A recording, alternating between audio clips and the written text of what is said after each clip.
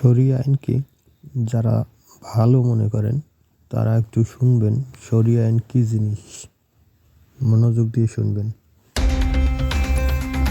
দক্ষিণ এশিয়ার একমাত্র শরিয়া আইন শাসিত দেশটি হচ্ছে আফগানিস্তান। আর বিশ্বের অধিকাংশ রাষ্ট্র যেখানে আইনের চোখে সমতা, মানবাধিকার আর ন্যায় বিচার নিয়ে এগিয়ে যাচ্ছে, ঠিক সেখানেই আফগানিস্তান দেশটি নিজেদেরকে আলাদা করে ফেলছে আইনি দেয়াল তুলে। কারণ তালেবান শাসনের অধীনে দেশটি ইতোমধ্যেই নারীদের শিক্ষা, মতপ্রকাশের স্বাধীনতা এবং নাগরিক অধিকারের দিক থেকে প্রায় পুরো বিশ্ব থেকেই বিচ্ছিন্ন। আর এবার সেই বিচ্ছিন্নতাকে আইনের ভাষায় আরো পাকাপোক্ত করতে নতুন আইনের ঘোষণা দিয়েছে তালেবান সরকার। তালেবানের সর্বোচ্চ নেতা হিবাতুল্লাহ আখুন্দজাদার স্বাক্ষরে ৪ জানুয়ারি অনুমোদিত হয়েছে একটি নতুন ক্রিমিনাল প্রসিকিউটর কোড, যা শুধু কঠোর নয় বরং বিচার ব্যবস্থার ভেতরেই বৈষম্যকে রাষ্ট্রীয় নীতিতে পরিণত করেছে। কাবুল নাওয়ের একটি প্রতিবেদন থেকে জানা যায়, তালেবানের নতুন এই আইনের নথি মানবাধিকার সংগঠন রাওয়াদারি হাতে পেয়েছে, যেখানে দেশটির ১১৯ ধারার আইনে অপরাধের সংজ্ঞা বদলায়নি, কিন্তু বদলে গিয়েছে অপরাধীর মূল্য। নতুন আইনের মাধ্যমে অপরাধের শাস্তি এখন আর অপরাধের গুরুত্বের উপর ভিত্তি করে নির্ধারিত হবে না, নির্ধারিত হবে অপরাধী কোন শ্রেণীর মানুষ তার উপর নির্ভর করে।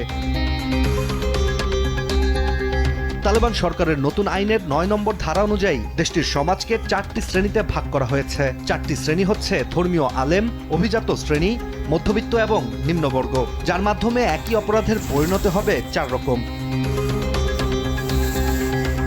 নতুন আইন অনুযায়ী একজন ধর্মীয় আলেম বা মোল্লা অপরাধ করলে তাকে শাস্তি হিসেবে দেয়া হবে শুধুমাত্র উপদেশ, আর একই অপরাধ অভিজাত শ্রেণীর মানুষ করলে তাদেরকে আদালতে ডেকে উপদেশ দেয়া হবে, আর সেটি মধ্যবিত্তরা করলে হবে কারাদণ্ড। তবে সবশেষ ওই একই অপরাধ যদি নিম্নবর্গের মানুষ করে তাহলে ওই ব্যক্তির জেল তো হবেই, সাথে আরও থাকবে শারীরিক শাস্তিও। মানবাধিকার সংগঠনগুলোর মতে তালেবান সরকারের নতুন এই আইন কোনো বিচার ব্যবস্থা নয়, এটি একটি বৈধ বৈষম্যের কাঠামো, যেখানে ধর্মীয় ক্ষমতাবানরা কার্যত আইনের ঊর্ধ্বে আর দরিদ্র ও প্রান্তিক মানুষ আইন প্রয়োগের প্রধান লক্ষ্যবস্তু।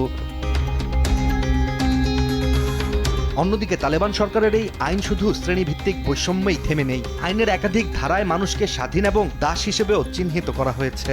আন্তর্জাতিক আইন যেখানে পুরো বিশ্ব থেকে দাস প্রথাকে নিষিদ্ধ করেছে, সেখানে তালেবান সরকার নতুন করে আফগানিস্তানে দাসত্বকে একটি স্বাভাবিক আইনি শ্রেণী হিসেবে স্বীকৃতি দিয়েছে।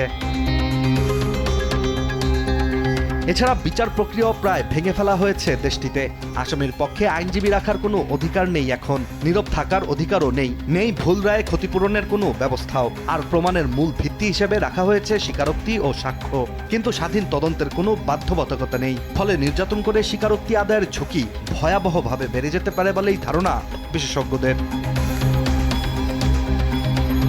ধর্মীয় সংখ্যালঘুদের জন্য নতুন এই আইন বিপজ্জনক। হানাফি সুন্নি মতবাদের বাইরে থাকা মুসলিমদের বিদাতি বা পথভ্রষ্ট মুসলিম হিসেবে আখ্যা দেওয়া হয়েছে, আর শিয়া, ইসমাইলি, আহলে হাদিস, শিখ ও হিন্দু সম্প্রদায়ের মানুষদের বিরুদ্ধে বৈষম্যকে এবার আইনের মাধ্যমে বৈধ করা হয়েছে আফগানিস্তানে। ফলে নতুন এই আইন প্রতিষ্ঠার মাধ্যমে তালেবান সরকারের বার্তা স্পষ্ট, আফগানিস্তান এখন শুধু কঠোর শাসনের দেশ নয়, বরং আফগানিস্তান এমন এক রাষ্ট্র যেখানে সমাজের শ্রেণীভেদ আইনের ঊর্ধ্বে। ইশতিয়াক হোসেন, দেশ টিভি।